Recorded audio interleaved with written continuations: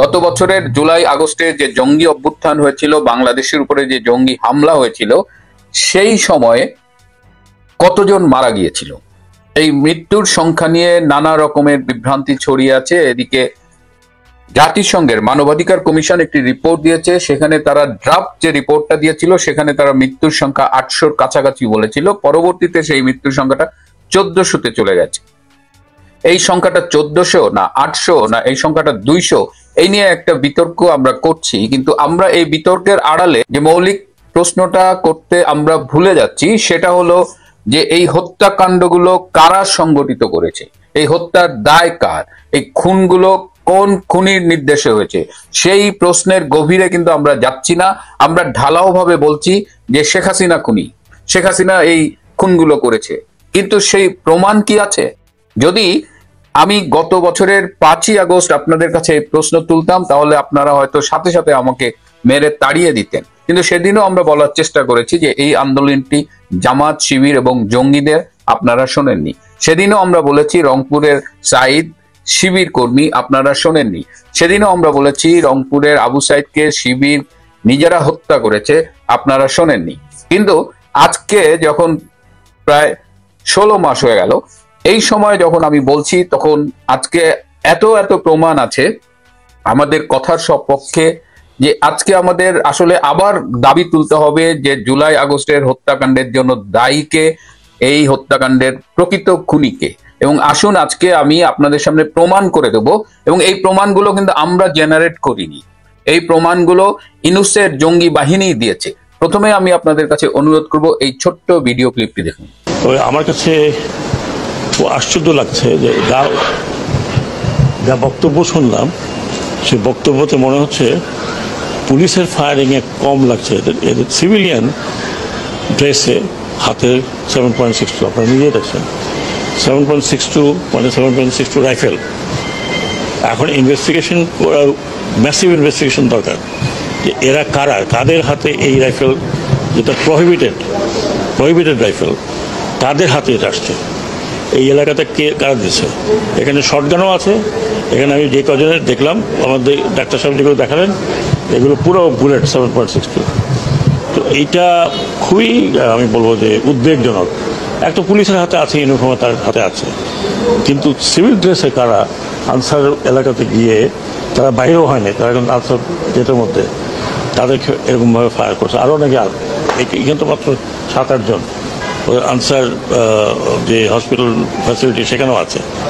এটা খুবই মারাত্মক। মানে তার মানে হচ্ছে যে আমরা সিভিলিয়ানকে আর্ম করেছি। ডক্টর ইউনূস যখন প্রথম দায়িত্ব নেয় গত বছরের 8ই আগস্ট, তখন স্বরাষ্ট্র উপদেষ্টার দায়িত্ব পেয়েছিলেন ব্রিগেডিয়ার অবসরপ্রাপ্ত সাখাওয়াত হোসেন। এবং এই সাখাওয়াত হোসেন দেখেন সিএমএইচে আহত আনসারদের দেখে আসবার পরে তিনি বলেছিলেন যে যে গুলিগুলো করা হয়েছে সেটি 7.62 রাইফেলের গুলি, যেটা সাধারণত পুলিশের কাছে থাকে না রাস্তায় যারা ডিউটি করে, এবং এই অস্ত্র সিভিলিয়ানদের হাতে চলে গিয়েছিল বলে তিনি সন্দেহ পোষণ করেছেন। সিভিলিয়ানরা আসলে কারা? আমরা কিন্তু এর আগে একটা ভিডিওতে দেখেছিলাম, আমার অনেক আগের একটা শোতেও দেখিয়েছিলাম যে বোরকা পরিহিত একজন, তার হাতে একটা AK-47 রাইফেল, এবং তিনি ভিড়ের মধ্য দিয়ে গিয়ে সেটা সেনাবাহিনীর ট্রাকে একজন সৈনিকের হাতে তুলে দিচ্ছেন। তো এখন ব্রিগেডিয়ার শাওকাত যেহেতু সিভিলিয়ানদের কথা বলছেন, আসেন আমরা একটু একজন সিভিলিয়ানের স্বীকারোক্তি একটু দেখি।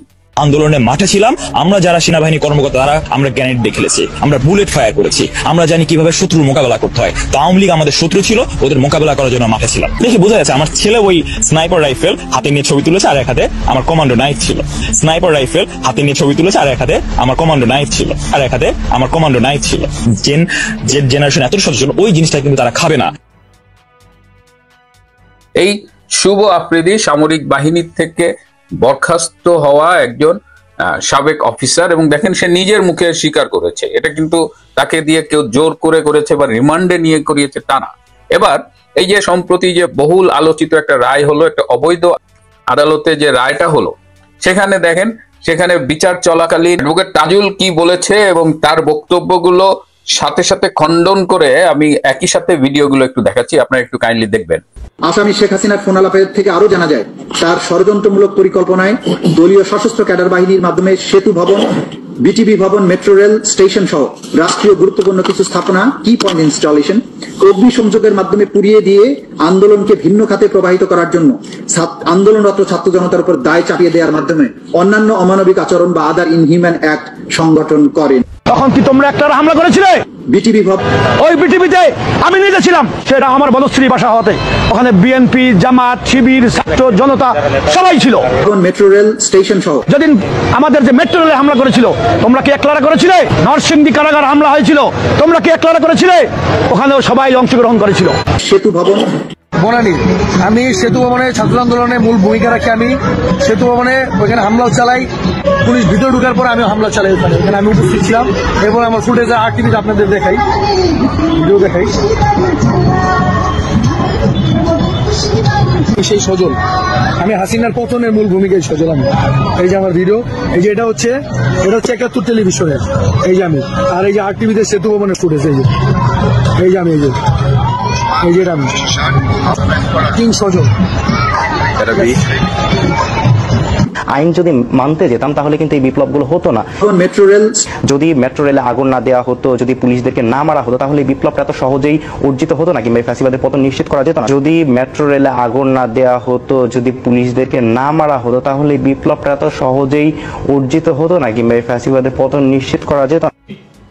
আমি নিজে পুলিশের সাথে মারামারি করেছি, পুলিশের গায়ে হাত দিয়েছি।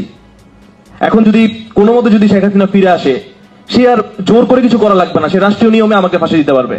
দেখেন যে প্রত্যেকটা মিথ্যে দাবি যেগুলো তিনি আইসিটির সামনে দাঁড়িয়ে করেছেন, প্রত্যেকটা তাদের পক্ষের লোকই কিন্তু আবার বিভিন্ন সময়ে প্রমাণ দিয়ে দিয়েছে। তারা মেট্রো রেল ভেঙেছে, তারা সেতু ভবন ভেঙেছে, এবং এই প্রমাণগুলো থাকা সত্ত্বেও আমি জানি না শেখ হাসিনার পক্ষে যিনি রাষ্ট্র কর্তৃক নিয়োজিত আইনজীবী ছিলেন, যিনি ফাঁসির রায়ের পরে হাসতে হাসতে বলেছিলেন ভীষণ কষ্ট পেয়েছেন, সেই লোক এই প্রমাণগুলো আদালতের সামনে দিয়েছেন কিনা, এবং দিলেও কোনো লাভ হতো না, কারণ এই রায় পূর্ব নির্ধারিত এবং এই রায়ের আউটলাইন আগে থেকেই করা ছিল।